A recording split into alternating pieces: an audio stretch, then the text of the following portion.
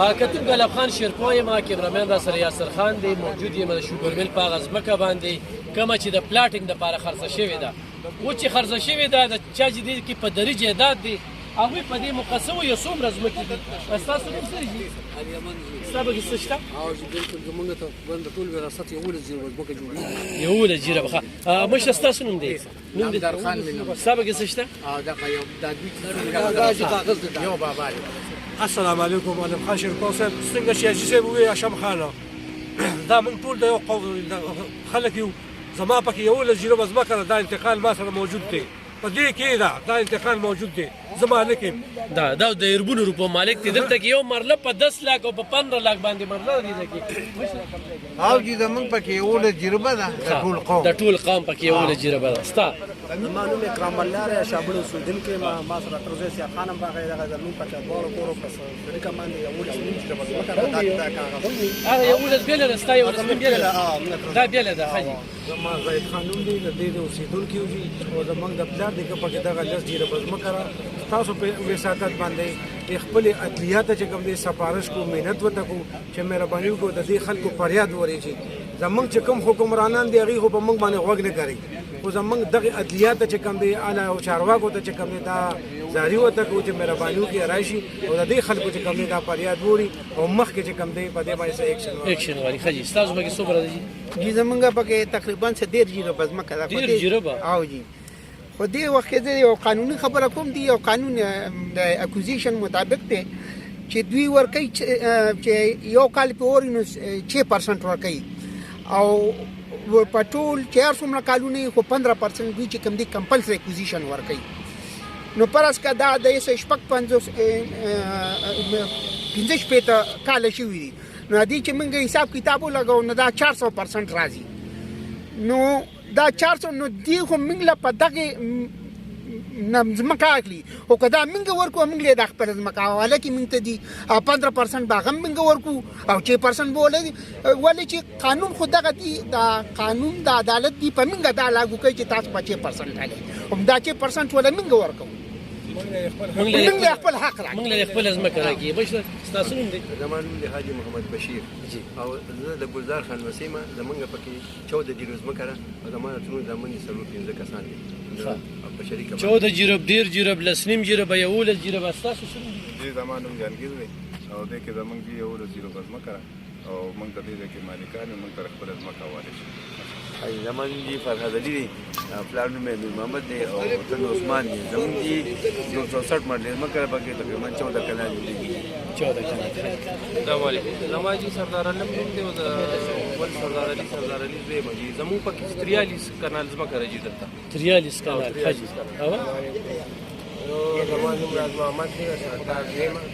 دې کې زموږ د ټول خاندان یو جریبه بسم الله الرحمن الرحیم دا خو زمونږ د خشتخیل او پړنګ او هاشم خان زمونږ مشر دی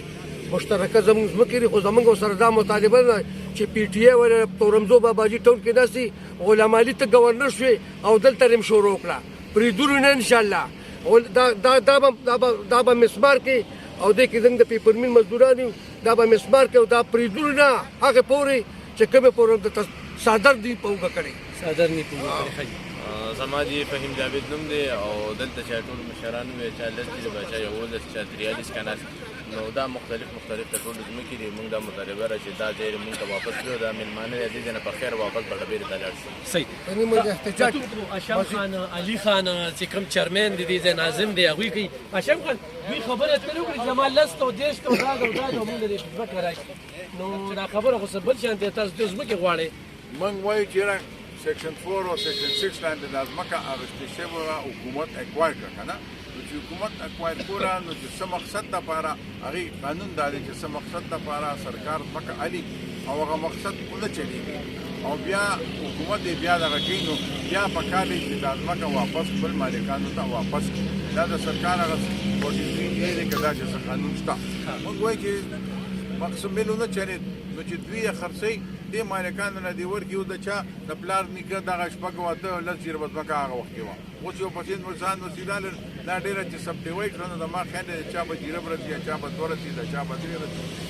اوس هغوی هم خواران شو هغوی هم کمزوري شو نو ځمکې هغوی ته واپس ورکړي. څوک به پرې ځان له دوکان واچي، څوک به پرې ځان له کوارټر جوړ کړي، کار څوک پرې کوي، هغوی به پرې خپل او کارخانه به بیا کولاوي او که نه کارخانه پرې سره کار کولاوي. مونږ بالکل په دواړو سر سترګو مونږ څه نه غواړو. په دې ځمکه دې بیا کارخانه غټه کولاو. خو دغه خلک وایي شم خان چې موږ ورسره اګریمنټ ته تیار یو چې دوی څه وایي نو موږ خو پرې کارخانې کوو. نو دوی څه وایي؟ یو کاکا راته بله وایي چې زه پرې صرف کارخانه کولم. نو صرف کارخانه خو خلک په کوټه کې کولاوي. بل وایي چې زه پرې فلور میل کولاو. نو فلور میل خو په کانال کې کولاویږي. نو چې صرف کارخانه او فلور میل کې کولاو دا نور به دوی پکې ځان له پکې پارکینګ لپاره ځای نه جوړ کړي، د مور لپاره به بیا چې کوي اخر کال پس به دام خرڅه کوي. وایي به چې یاره بس داسې ونه شوه چې او مونږ یې خرڅو، نورې کارخانې پکې نه کېږي. دا خلک بلې شي. مونږ وایي نه کارخانې کولاوی غټ انډسټري پرې کولاو چې په هغې کې په سلونو خلک دغه شي په روزګار شي. او چې هغوی په روزګار شي نو خیر دی. کوم مونږ کې داسې ځوانان دي هغه ځوانانو له دې پکې موقع ورکړي کوم به یې چې یاره دوی پکې خپل مزدوري اشم خان چونکې دا خو غیر قانوني ده د سیکشن 4 ځکه چې تاسو خو بیا هم د بخر نه خلک راځي په 400 کې خرید او فروخت کوي. د 400 خلکو سره دونه سرمایه کاري نشته دی یا دوی غستلی نشي کولی ده. 400 خلک دي دا ډېر ښه خلک دي. دې مېلمه دوست هم دي او دغه هم دغه یو متل به زمونږ د پلار نیکونو که وایي چې اشنغر خورې بد یې مه وایه. دلته که هر یو افسر راغلی دی ښه وخت یې تېر کړی دی. که چا پکې پیسې والې راوالي هم دي هم د خلکو داسې کش کپ نه کړي. چا په چا باندې اعتراض نه دی کړی. نو که دا میل والا راغلی دي نو هغوی میل چلولی دی یا بند کړه خو دوی ورسره لانجه نه ده کړې. خو چې اوس یې دوی خرڅوي او دوی پیسې پیدا کړي نو دا 400 وال خلک وایي د 400 عوام یاره وایي ته پیسې ګټې نه مونږ دې ولې ونه ګټو، مونږ ته ولې نه حواله کوئ چې زمونږ دا ځمکه مونږ ته حواله کړو مونږ یې ځان له استعمال کړو. تاسو د څومره وخت نه دلته ناست یې او راتلونکي څه لایحې عمل دي چې خبره به چا سره کوي؟ مونږ خو تقریبا د دې یو 4 ورځې وشوې چې مونږ خبر شو چې دوی دلته پلاټینګ کوي. نور خو چې دوی څه کاغذي کاروایي کړې هغه دوی پټ کړی دی، شا پټ یې کړی دی، د هغې نه مونږ نه یو خبر شوي. خو چې کله دوی پلاټینګ شروع کړو کلي اچولې مونږ خبر شو او دا یې ناست شو. انشاءالله به ناست به یو هغې پورې به ناست شو چې څو پورې زمونږ دا مسله حل شوي دي. حکومت یې حل کوي، که سپریم کورټ ججان یې کوي، که های کورټ ججان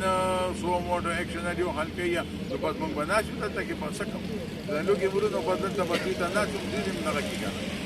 صحیح ډېره مننه. کتون خو هفته پوره کېدو کې ده. دغه مشران دلته کې ناست دي. ډېر خلک وایي چې خپل لالچ را په مخه کړي دي. لالچ هغه ده چې خپل د پلار نیکه په دري جایداد دی چې بل یې خوري نو دوی یې ولې نه خوري او چې دوی یې نه خوري نو هغه زمونږ بیا پښتو کې هاشم خان خبره وکړه خو موږ ورته اکثر بیا وایو چې په دري وخوځوئ. تاسې خبره کوو که نه نو هغې ته خو بیا نه جوړو. 400 واله خو ښه خلک دي نو بد هم دي. 400 وال خو مینه نه خلک دي نو خلک غواړي ژوندي هم خوري. حکومتونه د دې ځلې نه جوړېږي. حکومتونه نو دا کم خلکه چې دلته کې راځي او د دې خلکو سره زیاتې کوي د دې د ټولو مطالبه ده. بلکې زه یو ودنه زه درته دا یم چې کارخانه پرې کولو که دا ټول د سره ولاړ دي نه د نه ځمکې غواړي او نه درنه څه تمه کوي بلکې نوکري هم درنه غواړي. د خپل کلي نه کسان راولئ پکې نوکران کې خو دلته دا کارخانې آباد کې دا هم د سره کوو. ونه داسې خو نه که نه چې ځمکه د دوی ده او ته دې په 2,30,000 اوس یې په دوی باندې په 10 لکه او په 12 لکه خرڅوې. د دوی ځمکه دا ډېر عجیبه شانتې لګي او دغه څخه هفته پوره کېدو کې دا سپین ږیري دلته کې ناست دي. نه ډي سي تپوس کوي، نه اے سي تپوس کوي، نه ادارې تپوس کوي. یتیمان یسیران په دې ځای ناست او وزیر قانون صاحب نو خیر تمه نه کوو. مره د چا نه چې تمې ځای وي نو هغې نه به تمه کوې. د بعضې خلکو نه دا تمه ختمه شي نو هغوی خو مولانا ګوهر شاه صاحب خو راغلی نو بیا د ګورنر صاحب خفه کېږي. خیر د هغه نه دا بعضې به زه مشورې در کومه که نه نو میر ګوره هلته کې مشر سره پرون ملاقات هم کړی دی هغه سره ډېر د پټې خبرې کړي.